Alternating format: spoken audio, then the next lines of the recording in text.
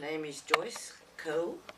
I was born in 1928 in the huge city of Boksburg on the East Rand, which is 15 miles from Johannesburg. I went to school in Boksburg, and my mother was born in England, in the East End of London, and my father came from Lithuania. And my father, I'm the youngest of 5 children, and being the youngest, I seemed to be with my father a lot, and he spoke a lot to me in Yiddish, which I now know. And after schooling, I decided I would like to do nursing, but it was a no-no as far as my parents was concerned. Not so good for a Jewish girl, and much too hard work. So I just opted out, and I did dental nursing, which I travelled to Johannesburg for, and I worked there for 5 years. It was I enjoyed it thoroughly. I found it very good. And then in Edgar's, as Edgar said, that his brother married my sister, and here we are today. And I've got a wonderful sister-in-law, and he's got a wonderful brother, brother-in-law. He had, and I was very active in Habonim as a young girl, and I went to Machane many times, and the one time I went to Nahoon, which was a national Machane, and I was a madrich there. And then I was very active in Rhodesia, and I was chair lady of the Hannah Senesh group, which was for the younger members. And I was also in UJW, not to begin with, but latterly I was, because at one stage you didn't belong to both the organizations. And I was a chair lady for the UJW. Union of Jewish Women. Union of Jewish Women in Salisbury. And also the president of the national one, which included South Africa. It wasn't that big national. And we were married in 1953 and have 3 children, 2 daughters and a son. One daughter lives in Israel, Madeline. Our daughter Barbara is married and lives in London. And our David lives in Saskatoon in Canada. And we have lots of visits from the children, which is marvelous.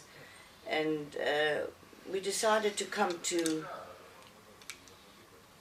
Israel, not because we were threatened, I don't think, in Salisbury or Rhodesia, but I think the financial threat was there. So this is why we actually made the decision to come here. And that's it.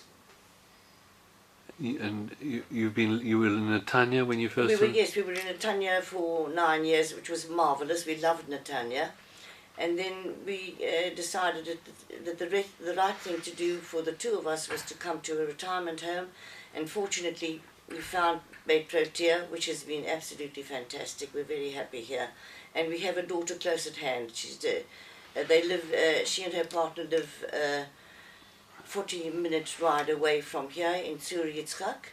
So of course it's just wonderful to have at least one of the children here close at hand.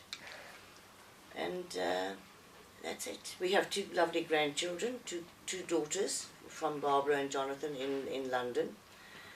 And that's it. Tell us a bit more about your community work. What would the Union of Jewish Women, what were they involved in? Oh, that was very good, because that was the time where we could do charity work not only for the Jewish organization, but for everybody. And I actually organized a baby show, and it ran for many years, and it was sponsored by Elfin Napkins from Bulawayo, the Vandenberg family. And I had a team of nurses who were the judges. We had different categories for the age groups, 3 months to 6 months to 8 months and so on, several different categories, and it was a very well organized and run, not only by me, but because I had a wonderful team working with me. And the time came, it was 1980, and we were in fear and trepidation whether or not to hold the baby show again. Not that anyone was excluded from the baby show, but it was a different atmosphere. So we decided we would have it, and we invited Lady Grace to come and be our guest of honor and present the cups. And she was very charming, and she sat next to me, and she looked beautiful, and she behaved wonderfully. It was a wonderful. It went off extremely well, much to our fear and trepidation. We really were not sure about how things were going to happen. And who were the beneficiaries of these events? Who you raised money, I presume. Did you raise money from these events? Yes, sure. And who benefited from them? All different organisations then put in appeals for their charities. It wasn't a Jewish it wasn't only for Jewish organisations. Yeah. Okay. And I'm just trying to think of the man's name, an African man. Forgotten his name. He did the write-up for us, and I was also worried about... In the newspaper? For the newspaper. I knew his name off by heart, but it escapes me for the moment. Etherton in Pisaunga. Thank you, darling. Etherton in Pisaunga was his name. And he gave us a very good write-up, and it really went well. But after that, I decided that I'd had enough of the baby shows. But it was really a great success. How did you decide? How did people decide whether to belong to WITSO or the Union of Jewish Women? I think it was just your preferences. But there was no UJW. There was a UJW, but I think at the beginning I felt that I wanted to work for the Jewish organisation that supported only the Jewish communities. And then afterwards I decided I would like to work for both organisations, which I did. Edgar came to Zimbabwe, as it became, but he came with two of his grandsons, and from Israel. From Israel, to show them their roots. And of course we met him, and we were together, and Edgar introduced